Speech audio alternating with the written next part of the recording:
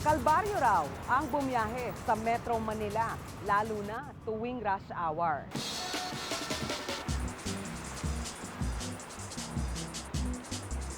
Ang mga commuter kailangan magbaon ng maraming pasensya bago makarating sa kanilang destinasyon. May pag-asa pa bang guminhawa ang buhay ng ating mga mananakay? Magandang gabi. Ako po si Malu Mangahas at ito ang investigative documentary.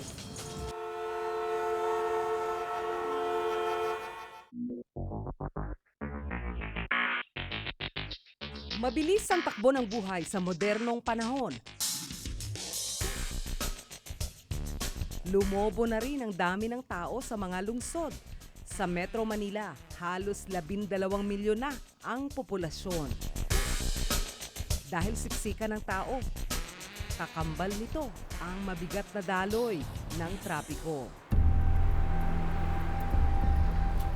Jeep, bus, at mga tren ang madalas sasakyan ng mga ordinaryong Pilipino araw-araw. Hindi biro ang buhay ng isang commuter sa Metro Manila. Ang mga tao may masasakyan pero napakasama ng serbisyo. Ika nga, ang tingin ko, hindi nila nakukuha yung value ng binabayad. Maraming oras ang nasasayang dahil sa mabigat na daloy ng trapiko. Ayon nga sa isang pag-aaral, bawat tao ay aabot sa 1,000 oras ang nasasayang kada taon dahil sa traffic. Isang eksperimento ang aming susubukan. Mula North Avenue sa Quezon City hanggang Vito Cruz sa Maynila, susundan namin ang 3 commuter na gagamit ng iba't ibang uri ng sasakyan na madalas gamitin ng mga pasahero.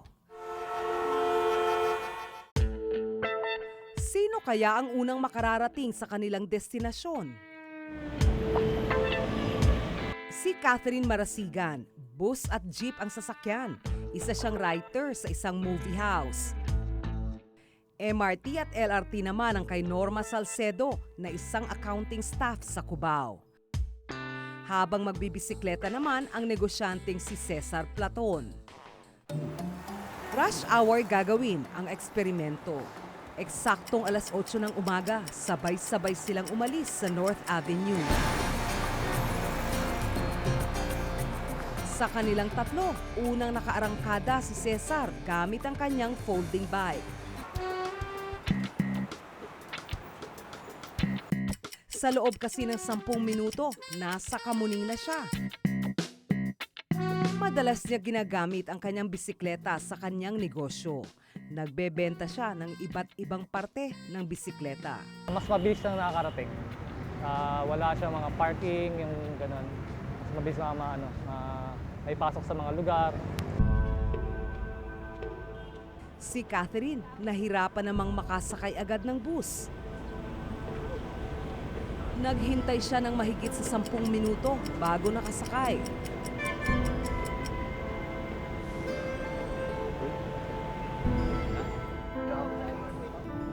Puno ang bus, kaya naman imbes na makaupo, nakatayo si Catherine. Hindi na ito bago kay Catherine. Araw-araw kasing bus ang kanyang sinasakyan kapag pumapasok sa trabaho. Tingin ko mga nakalimang bus tayo bago tayo makasakay. Tapos standing pa rin.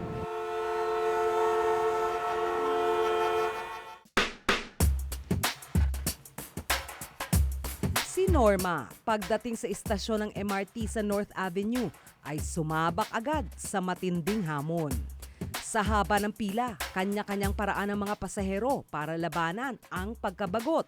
May ilang ginagamit ang cellphone, habang ang iba todo sa pagpaypay dahil sa init. Ayon sa Department of Transportation and Communications o DOTC, mula alas 6 hanggang alas 8 ng umaga, aabot sa mahigit 30,000 ang sumasakay sa MRT. Siguro mga 30 minutes yung pinila ko. Alas 8, mainit na ang araw. Mabuti na lang, may dala akong payong, nagpapayong. At meron akong pamaypay. Makalipas ang mahigit sa 15 minuto, nakapasok na si Norma paakyat ng istasyon. Sa dami ng taong pumipila, hindi rin agad nakatuntong sa platform ng tren si Norma. Malayo raw ang sitwasyon na ito sa karanasan niya noong mga unang taong sumasakay siya sa MRT. Noon, na first 5 years, okay. Hindi ako nalilate sa office. After nung dumami na yung volume ng mga commuters, after 5 years, yan, na-observe ko na mabagal na ang pagdating ng bagon, ng tren.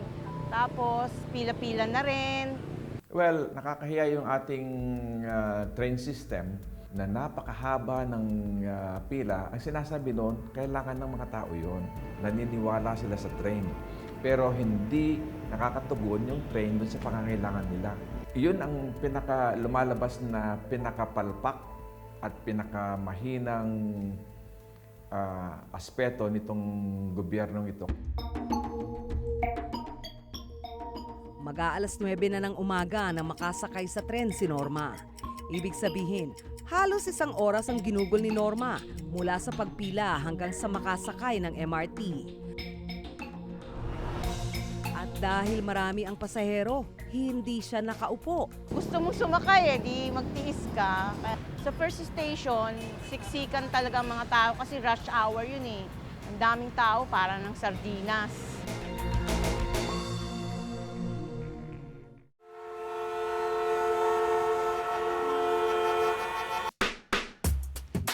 Halos 1 oras na ang nakalipas matapos simula ng karera ng mga commuter. Nangunguna ang biker na si Cesar. Nasa Guadalupe na siya papasok sa JP Rizal Street sa Makati. Habang si Norma nasa Araneta Center Cubao Station na ng MRT. Si Catherine naman, halos 1 oras na ang nakalipas ay nasa EDSA Kamuning pa rin.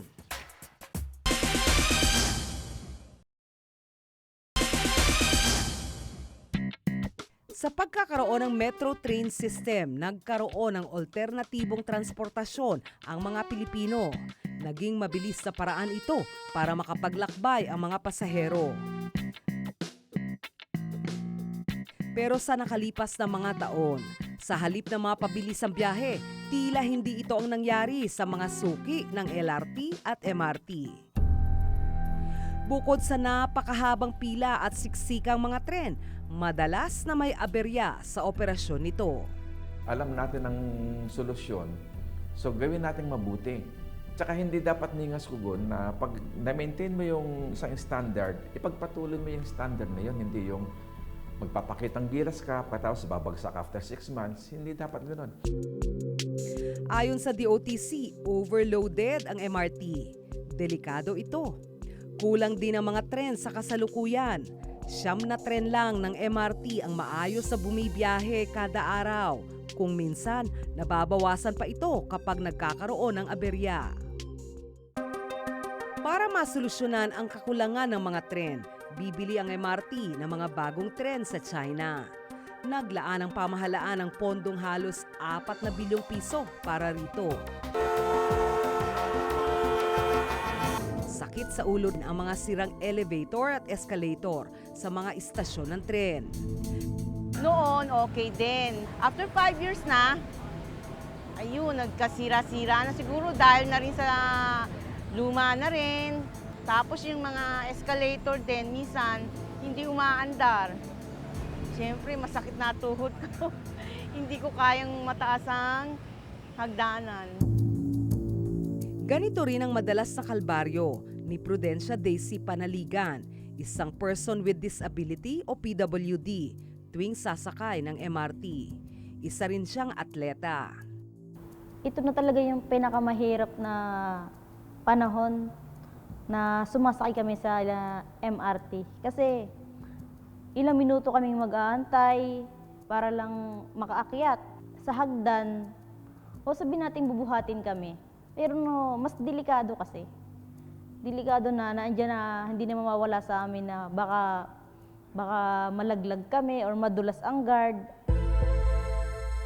Sa North Avenue Station, madalas sumakay si Daisy kapag papunta siya sa Ultra para mag-ensayo. Bumababa siya sa Shaw Boulevard Station. Mula sa istasyon sa Shaw Boulevard, pumupunta siya sa Ultra gamit lang ang wheelchair. Ako bilang PWD na tumasakay sa MRT talaga, hindi mawala sa akin na mainis. Ang sasama rin ng loob namin kasi kahit hindi sira, pinapatay. May pagkakataon pa nga raw na hindi siya gustong tulungan ng guard ng MRT.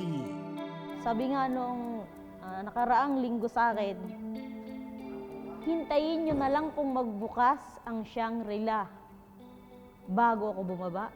Sinagot ko, sabi ko, hindi po pwede kasi may hinahabol din naman akong oras. O di napilitan sila ngayon magbuhat bababa. Di ba? Malaking perwisyo talaga. Mag-iintay pa ako ng mall. Sa mall ako aasa para lang makababa. Pantay na trato lang daw ang hinihingi ng mga tulad ni Daisy na mga PWD. Parang hindi kami ganun kahalaga na di na priority. Hindi lang naman para sa amin kasi yun eh. Para rin sa mga senior yan eh. Hindi naman kami sumasakay ng libre eh. Nagbabayad rin naman kami. Disyembre ng taong ito raw, inaasahang maaayos na ang mga escalator at elevator sa MRT. May policy tayo actually. Hanggang ngayon, ginagawa natin yan na just in case talagang may PWD na hindi makaakyat because walang elevator, binubuhat nila. Meron tayong standing na order sa mga guard na pag may mga PWDs tayo na talagang kailangan ng physical assistance din, under obligation nila na buhatin yung ating mga pasahero. Dekada 80 nang magkaroon ng kauna-unahang metro rail system sa Timog Silangang Asya. Ito ang LRT. May ruta itong mula Monumento hanggang Baclaran. 15 taon naman matapos itong masundan. Noong 1999, binuksan sa publiko ang MRT na bumibiyahe mula North Avenue sa Quezon City hanggang sa Pasay Taft Rotonda. At ang pinakabagong linya na LRT Line 2 ay nagsimula ang operasyon noong 2003 na bumibiyahe mula Santolan hanggang Recto sa Maynila.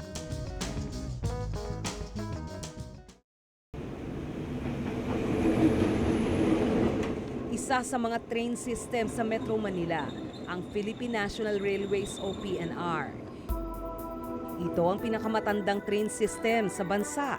Kada araw, umaabot ng hanggang 50,000 pasahero ang sumasakay rito. Pansamantalang tumigil ang operasyon nito noong Mayo nang madiskaril ang tren nito. Nagbalik operasyon ng PNR nitong Hulyo.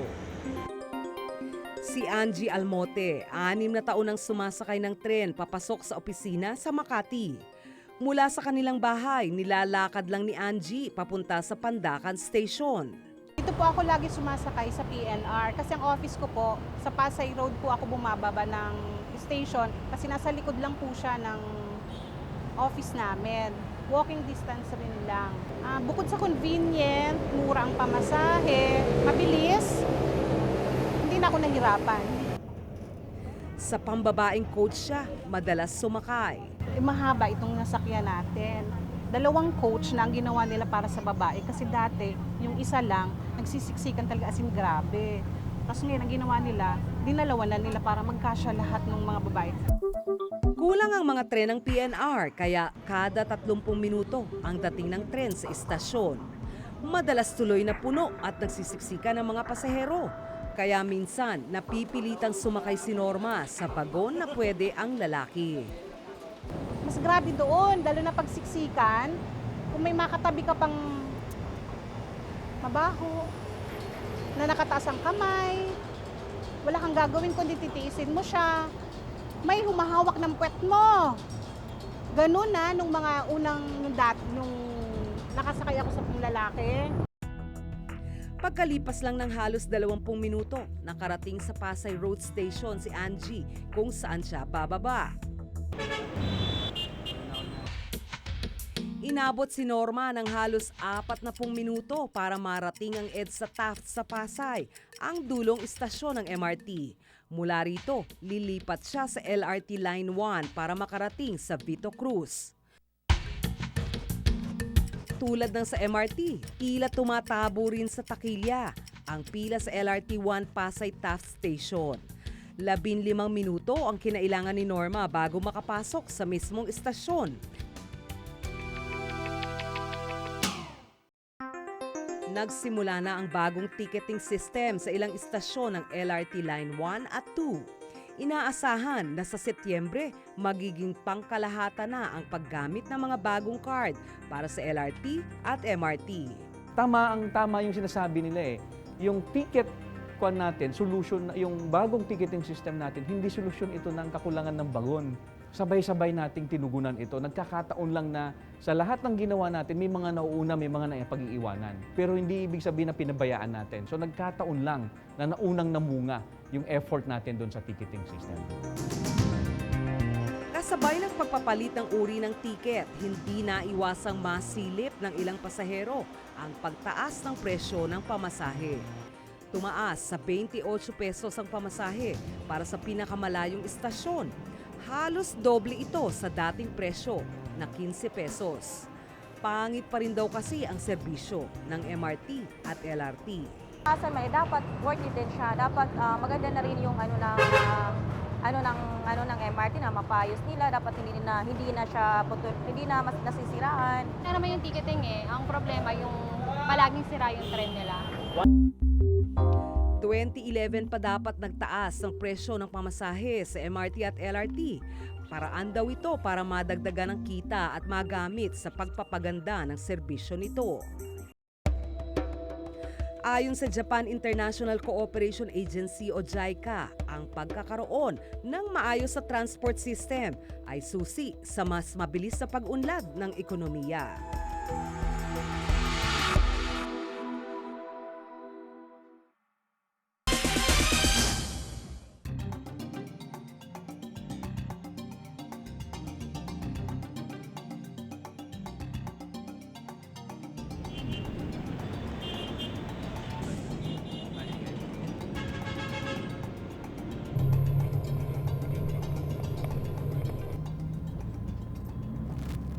Si Catherine, halos 1 oras na ang nakalipas ay nasa EDSA Kamuning pa rin.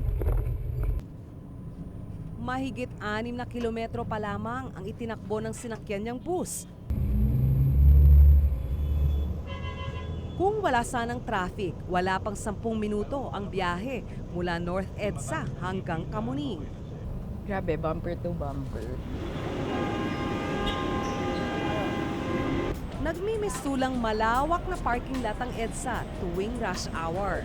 Hindi na bago kay Catherine ang traffic tuwing bumibiyahe sa bus. Taka oras lalo na sa bus.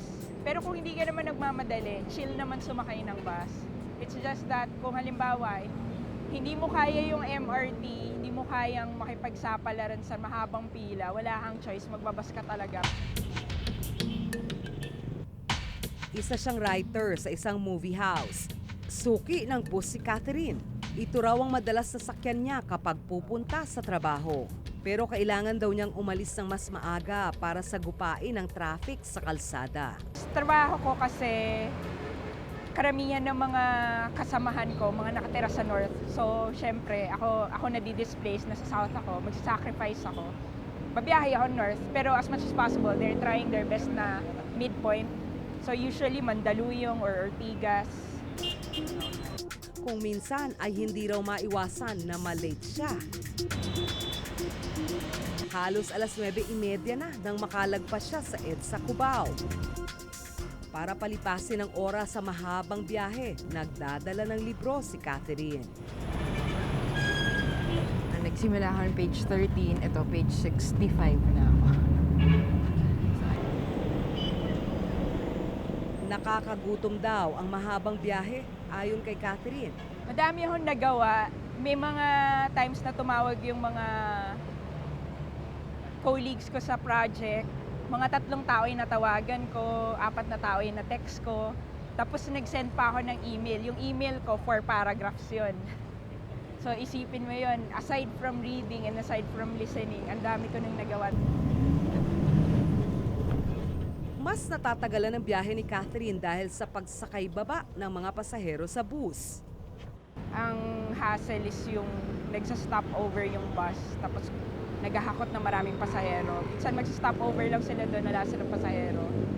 Tapos, another bus stop na naman, gano'n na naman. Then another, gano'n na naman, naghihintay. So, yun yung nakakatagal talaga. Usad pagong kasi ang mga bus sa EDSA. Mula 16.3 kilometers hanggang 19.4 kilometers kada oras lang ang kadalasang bilis ng takbo nito.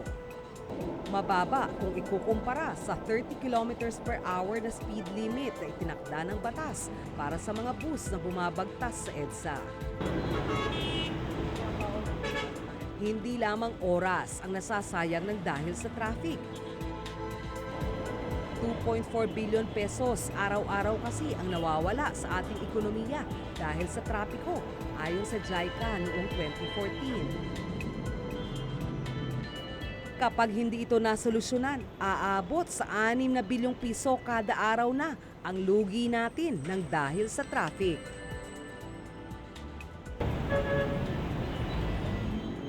Dumarami raw kasi ang mga sasakyan pero hindi naman lumalapad ang kalsada.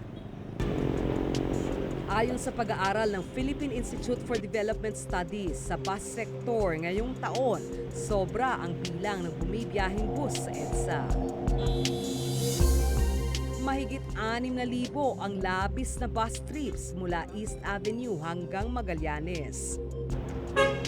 Nagdudulot daw ito ng pagsisikip sa kalsada dahil lagpas sa dami ng mga pasahero na kailangang makasakay ang bilang ng bus. Bakit nila pinayagang magkaroon ng 600 bus operators sa Metro Manila? 600 bus operators running about 7,000 or 8,000 buses all over Metro Manila. Hindi mo mamamanage yan. Ang tingin nila is the legal procedure ng regulation. So they're very strict with the legal, not about the outcome. The government should regulate because they want a good outcome. But they're not looking at good outcome. They're looking at the letter of the law.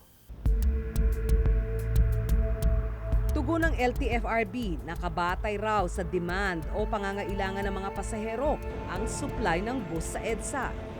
Yung mga prangkisa ng mga buses natin, ang last time na nag-issue kami ng prangkisa ng mga buses, around 1990s pa.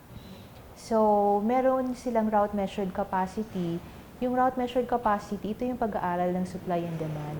And considering na malaki na yung populasyon ng Metro Manila because sa dandaan ng panahon, malamang nagbago din yung forma ng supply and demand. Ilang proyekto na ng gobyerno ang naisagawa para ibsan ang problema sa trapiko sa Metro Manila. Ang Metropolitan Manila Development Authority o MMDA ay nagpatupad ng bus segregation scheme kung saan piling bus stops lamang ang maaring pagbabaan at pagsakayan ng mga bus. Habang ang bus express route naman ang solusyon ng Department of Transportation and Communications para mabawasan ang problema sa traffic. Para mapaiksi ang biyahe, sa 1 hanggang 2 bus stops lamang maaaring tumigil ang express bus bago makarating sa destinasyon nito. Pero kahit may nakalatag na mga pulisiya sa iba't ibang ahensya, ay malalang traffic pa rin ang nararanasan sa ating kalsada. Ayon sa eksperto, marami raw ang ahensyang may kinalaman sa transportasyon, pero wala namang maayos na plano para maisaayos ang sitwasyon nito. Ang dami nating mga ahensya sa gobyerno na ang iniisip lang nila yung ahensya nila. Kung minsan hindi nagtatagmo yung mga policy na ganyan. Kailangan mo ng land use planning, ng urban planning. Pero yung planning na yon dapat ay para sa kabuuan at yan ay pangmatagalan.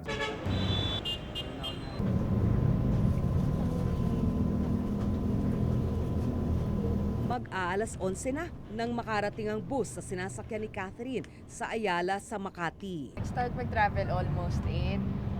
Tapos, ang oras na ngayon ay 10:46. Tapos, itong libro ko, nasa page 100 na ako. Considering na mabagal akong magbasa, nangalahati ako ng libro. Medyo masalimutang biyahe, tapos medyo nafe-feel ko yung tension ng bawat tao na naiirita.